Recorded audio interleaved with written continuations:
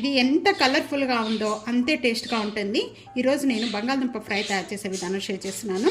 ఇది రోటీ, పుల్కా, చపాతీ, పూరీలోకి చాలా టేస్ట్గా ఉంటుంది. సాంబార్, రసం, పులుసులు పెట్టుకున్నప్పుడు సైడ్ డిష్గా కూడా చాలా టేస్ట్గా ఉంటుందండి. తప్పకుండా ఇదే విధంగా ట్రై చేసి మీకు ఎలా ఉందనేది నా కామెంట్స్లో తెలియజేయండి. రండి ఇది ఎలా తయారు చేయాలో చూసేద్దాం. అందరికీ నమస్తే, వెల్కమ్ టు ఆనూస్ కిచెన్. ఈరోజు బంగాళదుంప ఫ్రై తయారు చేసే విధానం షేర్ చేస్తున్నాను.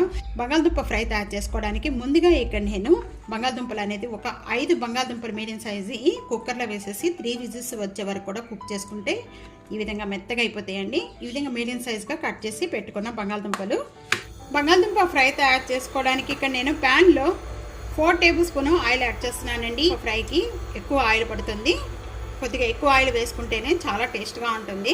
ఆయిల్ బాగా కాగిన వెంటనే పోపు గింజలండి, ఒక 1/2 టేబుల్ స్పూన్ జీరా, 1/2 టేబుల్ స్పూన్ ఆవాలు, 1/2 టేబుల్ స్పూన్ శనగపప్పు, ఇవన్నీ కూడా ఆయిల్లో యాడ్ చేసుకోవాలి.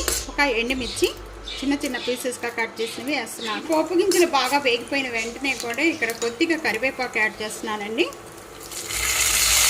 నేను 3 పచ్చిమిర్చి, ఇలా లాంగ్గా కట్ చేసుకున్న ఆనియన్స్, ఒక onion, 1.5 table spoon salt add చేస్తున్నాను. ఉల్లిపాయ బాగా మగ్గిపోతుందండి తొందరగా సాల్ట్ యాడ్ చేసుకోవడం వల్ల. ఉల్లిపాయ బాగా కలర్ చేంజ్ అయిపోయిన వెంటనే కూడా 1 tablespoon ginger garlic paste add చేస్తున్నాను. ఇక్కడ నేను బంగాళదుంపతో చాలా వెరైటీ కర్రీస్ తయారు చేశానండి.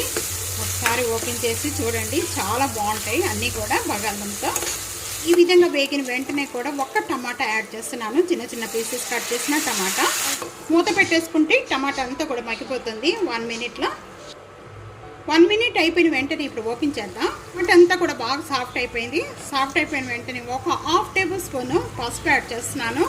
ఇక్కడ ఆయిల్ ఎక్కువ అయింది అనుకోవద్దండి, ఇది బంగాళదుంప వేయంగానే కూడా బాగా పీల్చేసి మంచి ఫ్రై అయ్యి చాలా టేస్ట్ వస్తుంది. కొద్దిగా దీనిలోకి బంగాళదుంప ఫ్రైలోకి కొద్దిగా ఆయిల్ ఎక్కువగానే పడుతుంది. 1 టేబుల్ స్పూన్ ధనియాల పౌడర్ యాడ్ చేస్తున్నాను. మీరు టేస్ట్కి సరిపడా కారం యాడ్ చేసుకోండి. నేను ఇక్కడ 1 టేబుల్ స్పూన్ కారం యాడ్ చేస్తున్నాను. ఆనియన్స్, టమాటా ఇదంతా కూడా బాగా మగ్గిపోయి ఈ విధంగా పేస్ట్ అయిపోయిన వెంటనే ఇక్కడ 2 టేబుల్ స్పూన్ వెండి కొబ్బరి యాడ్ చేస్తున్నానండి. ఇది యాడ్ చేయడం వల్ల చాలా టేస్ట్ వస్తుంది. తప్పకుండా ఇదే విధంగా ట్రై చేయండి. మీకు ఎలా ఉందనేది నా కామెంట్స్లో తెలియజేయండి. చాలా టేస్ట్గా ఉంటుంది కర్రీ. ఇక్కడ కొబ్బరి యాడ్ చేసిన వెంటనే కూడా కొద్దిగా పచ్చి స్మెల్ పోయేంత వరకు కూడా ఈ విధంగానే కలుపుకోవాలండి. మూత ఏం పెట్టిన అవసరం లేదు. ఇక్కడ కొబ్బరి అంతా కూడా వేగిన వెంటనే కూడా ఇక్కడ మనం ముందుగా బాయిల్ చేసుకున్న బంగాళదుంపలు యాడ్ చేసేస్తున్నాను. చాలా అంతా కూడా బాగా బంగాళదుంపలకి పట్టించేసేయాలి అండి. మూత పెట్టేసుకొని ఒక 2 మినిట్స్ వరకు కూడా ఈ విధంగా బాగా మగ్గిపోతుంది. ఇక్కడ 2 మినిట్స్ అయిపోయిన వెంటనే ఇప్పుడు మూత ఓపెన్. ఇక్కడ ఎంత ఫ్రై అయితే అంత టేస్ట్ వస్తుందండి. ఇది మనం సాంబార్ కానీ, రసం కానీ, పులుసులు కానీ ఈ విధంగా పెట్టుకున్నప్పుడు సైడ్ డిష్గా కూడా చాలా బాగుంటుంది. అదే కాకుండా చపాతీ, రోటీలోకి, పూరీలోకి వీటన్నిటిలో కూడా చాలా టేస్ట్గా ఉంటుందండి కర్రీ. తప్పకుండా ట్రై చేయండి. కొత్తిమీర వేస్తున్నాను. ఇదే విధంగా తప్పకుండా ట్రై చేసి మీకు ఎలా ఉందనేది నాకు కామెంట్స్లో తెలియజేయండి. నచ్చిందా ఫ్యామిలీతో, ఫ్రెండ్స్తో వీడియోని షేర్ చేస్తే వీడియోని లైక్ చేస్తూ ఉండండి. సబ్స్క్రైబ్ చేయడం అస్సలు మర్చిపోవద్దు. Thank you for watching.